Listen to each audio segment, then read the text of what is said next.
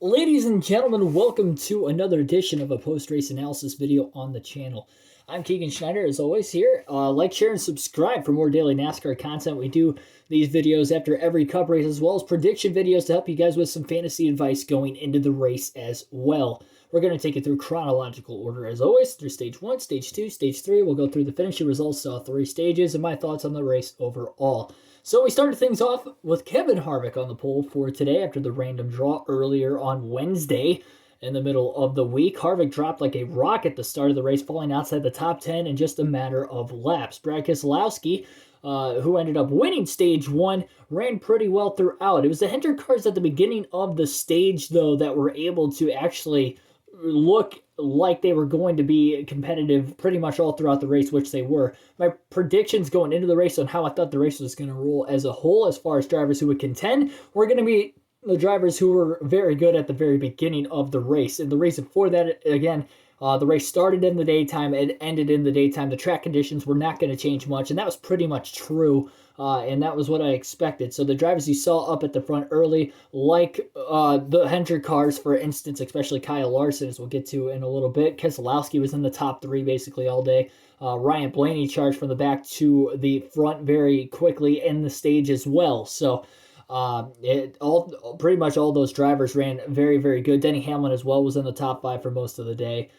Quietly, but yeah, he was on the top five most of the day. He had a great day as well. So all those guys that started off early definitely ran well late. There were some comers that did not start off very well without practice or qualifying. That will be the case even in an instant like this, where you will have a couple drivers work on the car that will get better throughout the course of the race because there is no practice. So maybe what they brought to the racetrack wasn't what they had great back in the shop. They didn't unload good, and no practice laps to help try and fix that. So that is for sure. Brad Keselowski, as mentioned, went on to win Stage 1 with Chase Elliott second. Ryan Blaney up to third, which I was very surprised that he got up to the front of the field that quickly. I don't think he led a lap today, but to finish third after starting 26th in Stage 1, that was very interesting. Denny Hamlin fourth, Alex Bowman fifth.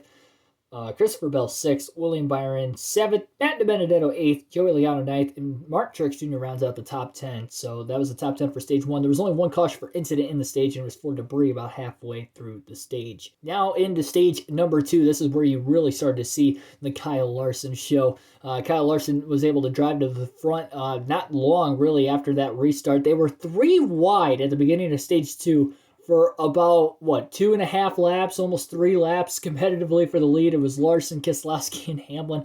Unbelievable restart. Then there were 3 wide right behind them with Blaney, I think Kurt Busch at the time, and maybe Chase Elliott at that time as well. But man, it was crazy. The restarts were crazy all day. We didn't have many of them because there were only 3 cautions for incident. We actually had 0 cautions for incident. This entire Stage 2 went caution-free for these 80 laps.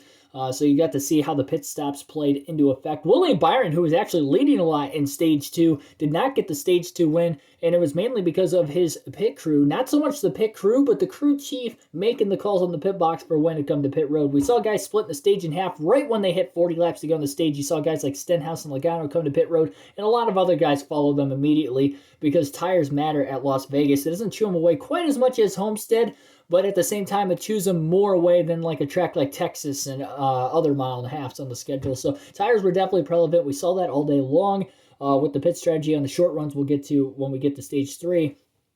And that allowed Kyle Larson and Brad Keselowski to cycle 1-2 at the front of the field after the pit stops. Byron actually fell all the way back to 6th after the eventual cycling of the pit stops in the stage. He was able to work himself back up to 4th. So the Stage 2 result, Kyle Larson wins Stage 2, getting his first stage win of the year. Keselowski second, scoring the most stage points today overall. Denny Hamlin with a close second as far as most stage points scored. He finishes third. Byron fourth. Blaney fifth. Bowman sixth. Bell seventh. Truex Jr. eighth. Kyle Busch finally snuck into the top 10 after a bad first half of the race. Had a tremendous second half of the race. And Chase Elliott fades back to 10th at the end of Stage 2. Into the final stage now, where we get down to the nitty-gritty. We had a couple early cautions at the beginning of the final stage of the race. The major one was when Chase Elliott went for a spin off of turn 2. Basically, he just got loose at that point, lost control of the car. I guess there was a pit gun issue that they had like 3 loose wheels on the car, I guess, is what the report was. Crazy. But Elliott gets sideways. Great job saving the race car. For the most part, he did scrape Kurt Busch, tearing up a little bit of the left front. Didn't seem to affect him on speed so much the rest of the way. And Kurt Busch definitely got affected on speed with the right rear because he was in the back half of the top 10 for most of the day. After that, he finished a lap down and was running about 15th to 20th after that. So Kurt Busch definitely had a huge loss. And obviously, Elliott did too. He was in the top 10. Now, he was starting to fade, which put him back in traffic by that point in time. And that damage didn't obviously help. He finished about where he was running at the beginning of the final stage before that caution anyway. But obviously that incident just made his day more difficult and probably less fun. So tough break there for Chase Elliott and Kurt Busch alike. Their top 10 runs were ruined because we did not get a caution the rest of the race. Green flag pit stops played into effect. Kyle Larson led pretty much the entirety of the final stage once he got to the lead shortly after the last restart right there. We had some guys stay out on older tires. He was able to charge from 17th on the restart all the way up to the lead. He actually got into the top 2 in about 8 laps, which was insane. It took him a little bit longer to get around Hamlin. He did about 20 laps after the restart there. So Kyle Larson went on to lead. In the cycling of green flag pit stops, Brad Keselowski was able to close the gap a little more, and you thought it was going to be a 2-car race to the finish, but it really wasn't. We didn't get another caution the rest of the day. As mentioned, Kyle Larson was able to drive away and get about a 3-second win, where he pretty much was about 2.5 to 3 seconds ahead for the final 30 to 40 laps of the race, just hoping that there wasn't caution, and again, there wasn't. Kyle Larson goes on to win his first race of the season, first race back in NASCAR since being on a suspension last year. So a great story there, great redemption story for Kyle Larson. We have 4 different winners in the first 4 races of the year, and 2 of them are Hendrick Motorsports Chevrolet. So here's the finishing results. Kyle Larson with the win. Brad Keselowski finishes second. Third place was Kyle Busch, who again had a great day in the second half. He was charging late. If we had a late race yellow, I think Kyle Busch would have given Larson a run for his money, but Larson definitely still had the faster car, even than Kyle Busch. Busch was gaining positions, but he wasn't gaining interval-wise. Larson was the fastest car by the time the final stage was done. Really had the fastest car overall. Denny Hamlin fourth. Ryan Blaney, my man, rounds out the top 5. Definitely his best run so far this season by far. Martin Truex Jr. 6th. Christopher Bell 7th, which is where he pretty much ran all day.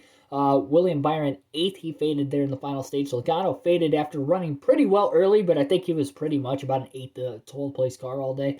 And he did score stage points at both stages. And Eric Jones, the surprise of the day, rounds out the top 10 on Richard Petty Motorsports equipment. So very good. Back-to-back top 10s for Richard Petty Motorsports in the spring race at Vegas. So there's that going for him, because Bubba Wallace got a top 10 last year as well. Speaking of Bubba Wallace as well, he had an oil pressure issue, I guess, and some people were saying power steering. I didn't pick up on the broadcast again because I was doing the live commentary for the race today, so I didn't exactly pick up on what exactly the issue was there, but he was 5 laps down by lap 40, so something was definitely off with them as well, and he, I think, rallied back into the top 30, but didn't get a lot of cautions. He wasn't able to really get many of those laps back, so he was a non-factor, where the rest of the Joe Gibbs Racing Toyotas were pretty much in the top 10 all day. Kyle Busch wasn't in the top 10 until about halfway through the race, but he was just outside it, and then that car came alive in the second half. If you give Kyle Busch a 500-mile race like Texas, I think that's where he's going to show the best on the races without practice or qualifying. And he was able to win Texas last year, and a lot of that is just getting the car where Kyle Busch likes it. Obviously, they're not clicking on it at the shop. It hurts, especially this year versus last year, because he's got a new crew chief. Adam Stevens is now with the 20 team.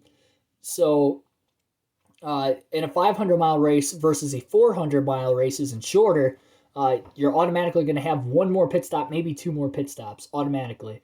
And that's going to allow to make those fine-tune adjustments to help Kyle out in those races without practice and qualifying. So if you could just get him an extra 100 miles, I think he can be a favorite to win at Texas in the fall. Granted, that's obviously late in the year because there's only 1 regular season race at Texas. Maybe the All-Star race he runs. Well, that's a short race too, so I guess maybe not.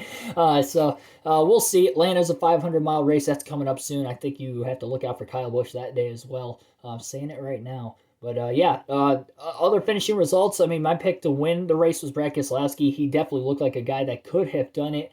He basically ran top 2 all day, top 3 all day. So great run there. The other must-have was Logano. He ran the top 10 all day, so again, a must-have. And Kevin Harvick, Stewart-Haas as a whole was terrible. Harvick finished 20th today. He was the highest running Stewart-Haas car, and by quite a bit. He was actually in the top 15 for most, or right around 15th for most of it. In the final stage, he got even worse. Tough break there for Harvick. He said he was plowing tight at the very start of the day when he dropped 10 spots in the opening couple laps of the race. And that was pretty much the beginning of the end for Kevin Harvick and his shot to win. But outside of that, all my predictions were pretty much correct. Almirola got in a crash, which was the other caution in the final stage. He blew a tire and pretty much ended his day. He actually finished last. And then Custer and Briscoe also finished outside the top 20. So as far as the don't haves, the only reason I had Blaney, and I even mentioned on the prediction video, he's capable of finishing in the top 10. I thought he was going to, and he did. I had him as a don't have because there were better options out there. Harvick ended up not being one of those better options, unfortunately, but the sleeper pick of Kyle Larson. Even Matt Benedetto scored stage points early, but I guess they had an issue with the gun. The left rear tire was actually the same tire that they ran pretty much at the end of stage 2, so he was on a at the beginning of the stage. So he had the same left rear tire for the entire final stage. Crazy that he even made it to the end of the race without having to pit again and finish 16th. Thanks everybody for watching. Like, share, and subscribe for more daily NASCAR content. I will see you guys later on. By the time this video uploads, I guess we're not streaming on Sunday night, or the stream will probably be over by that time. So I will see you again tomorrow for the next streams to come throughout the course of the week. And by the way, our fantasy winner this week is P. Shat Motorsports once again for the second time in the first 4 races of the year. Unbelievable start for Patrick Shadley. So he'll be on the predictions video for next week's race at Phoenix. Again, thanks everybody for watching, and I'll see you next time.